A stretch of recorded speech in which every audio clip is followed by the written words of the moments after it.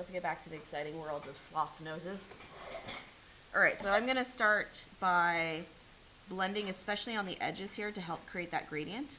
And I'm gonna be really mindful of any directional things that I see texture-wise. And the nose is fairly smooth, would you guys agree? Yeah. So I'm gonna try to really smooth out my shading. And I might need to go back on top of it and blend out some more things or add some more shadows. This technique is called push and pull, because I'm pushing away my blending and then I'm going to pull it back out by either erasing or adding some more value.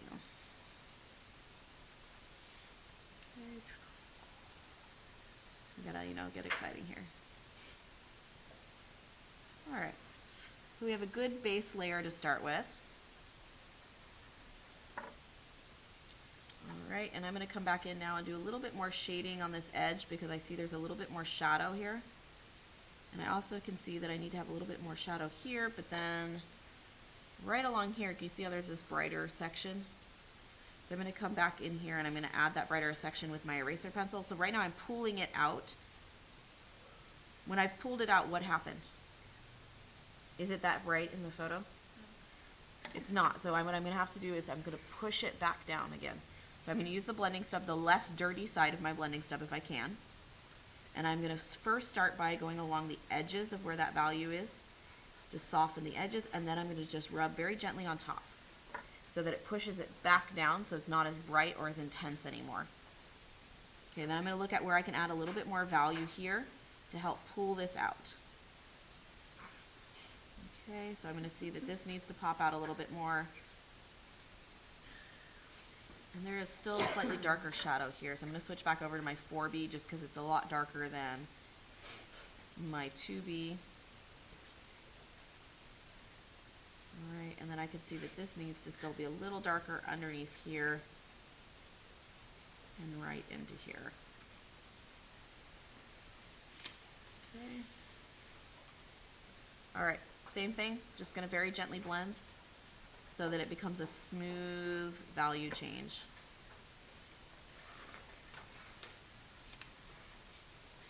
Does it really take this much time to do like one? If I was going to spend like hardcore time for me, I would probably spend at least 20 minutes on this nostril by myself. But I can't spend 20 minutes demonstrating one nostril to you. So you're getting the rough version. Okay, and I'm going to fix the shape of this part a little bit more because it's not quite as big there. And then I'm going to erase in a couple of these little hairs. So same thing, these are short. So I'm going to go ahead and make these kind of short here. And I see a couple of hairs in here. And there's some texture in here that I might come back in and like sort of stipple in with the eraser. But this would essentially be what I would do to make the basic foundation of my sloth nose, okay? So here is the sloth nose. All right, so there you go, Wengel. That is the quick sloth nose demonstration. All right, let's see who is next on this exciting.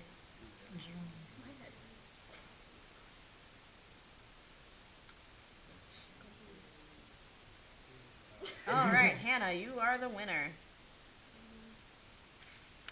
All right, hand down and down. What would you like me to demonstrate for you? One of the eyes. Okay, so do you care which eye? Oh, yeah, no, Mercy? No. The one, this one. You don't know your lips. Oh, because for her it will be different. Okay, so. The white one. Yeah, the white.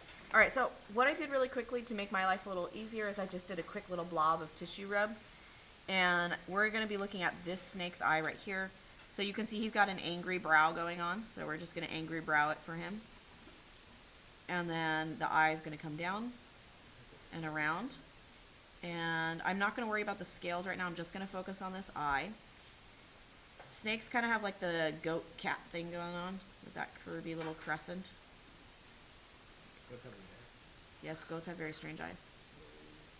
Okay, typically when you're doing eyes, there is a shadow that happens right underneath the eyelid because our eyelid is casting a shadow.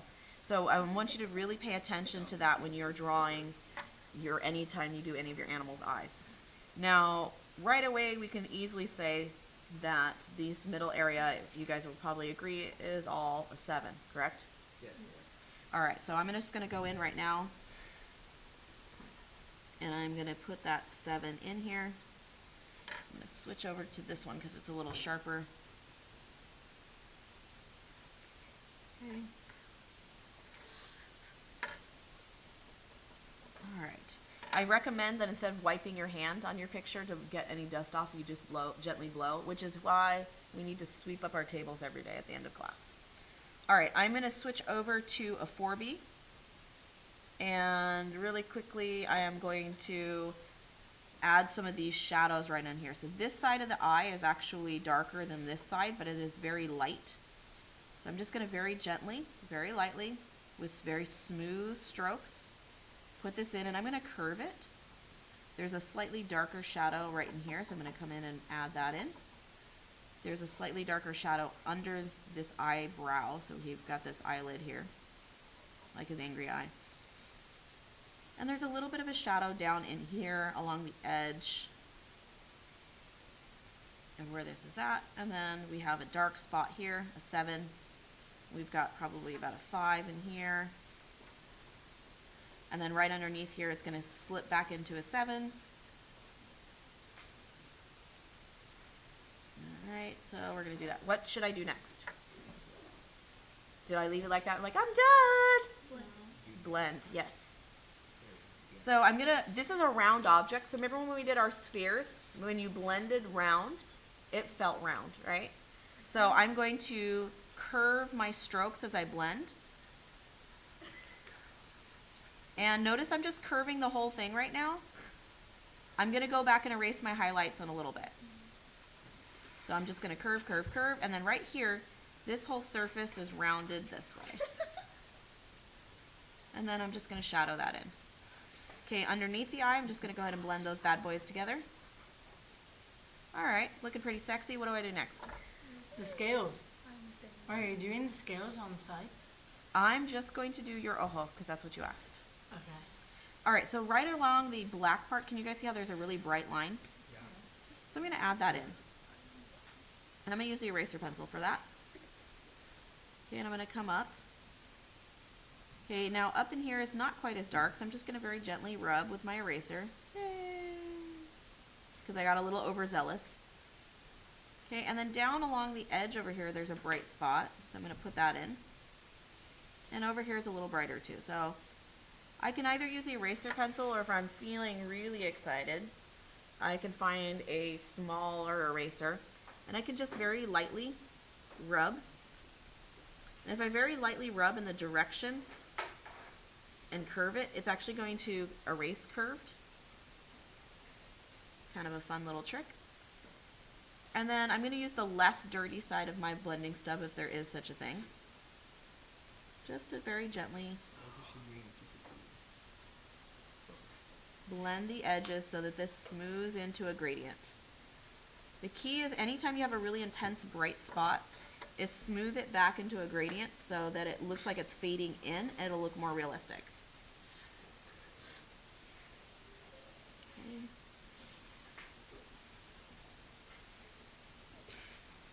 All right.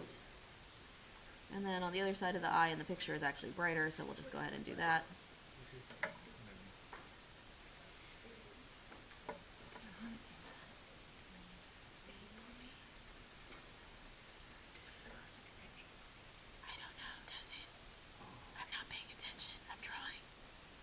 All right, so there is pretty much an angry snake eye here.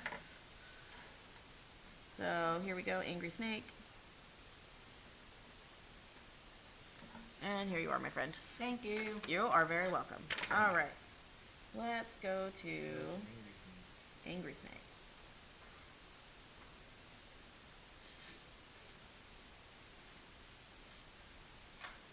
Senior Gabe.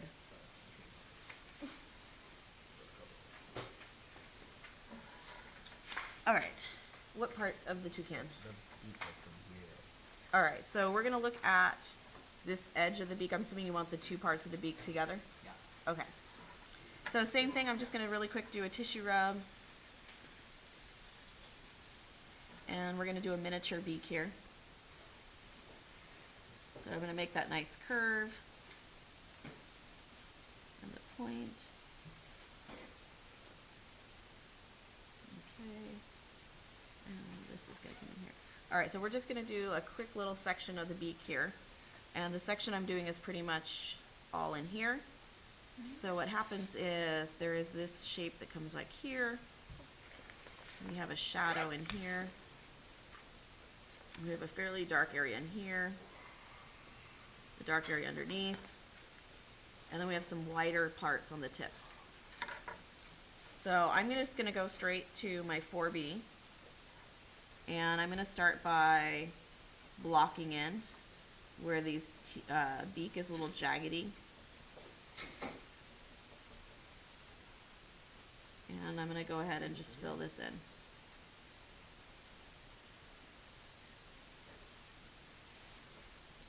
Now on your picture, because this is going to be a lot bigger of an area, you're probably going to want to use the side of your pencil to get that filled in. Okay.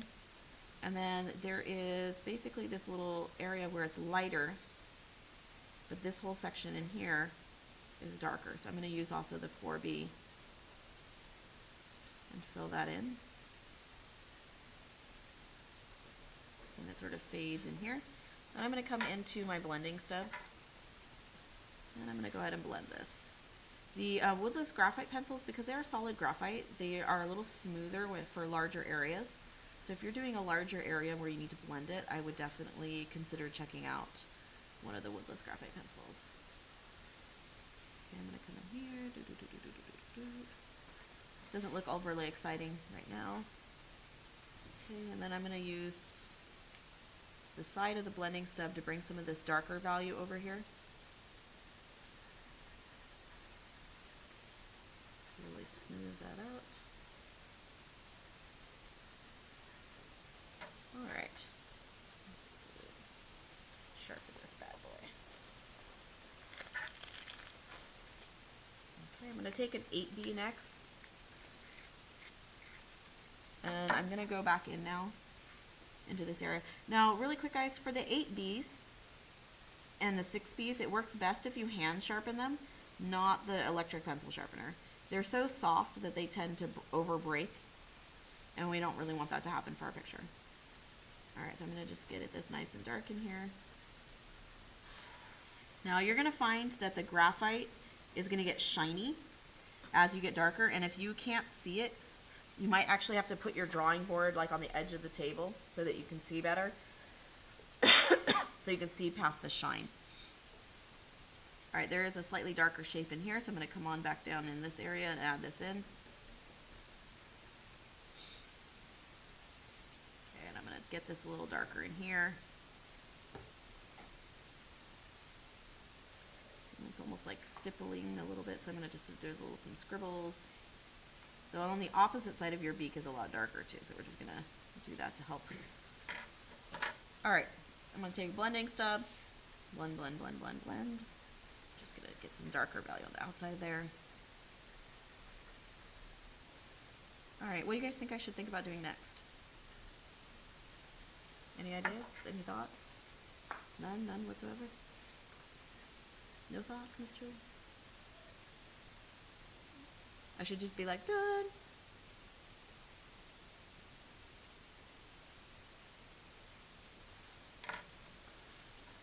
No? Oh.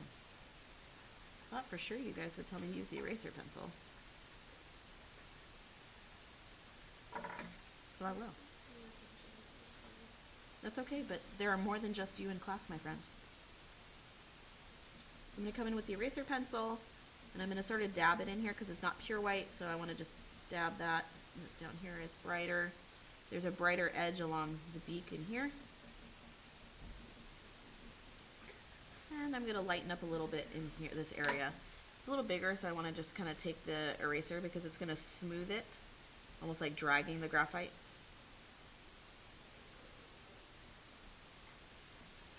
And then I'm going to take the blending stub and I'm going to very gently blend those edges so they smooth and create a gradient into each other. And just because it's driving me nuts, we're gonna do this. Sometimes to get the full 3D effect, you need whatever value is going on the outside.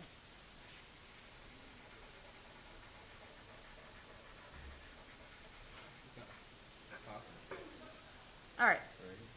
So there is a very, very, very, very quick beak. I would obviously go, I'd like to go back into this area and fix the shape a little bit and brighten that up because it's not quite the right shape. So there are some areas that need to a little bit of work on some shape refining, but that is very quickly how I would tackle the toucan's beak. There you go. Toucan. All right, and remove senior gauge. And click.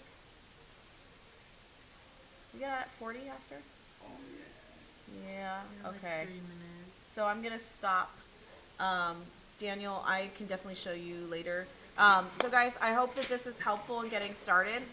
Please go ahead and put your photos away for today.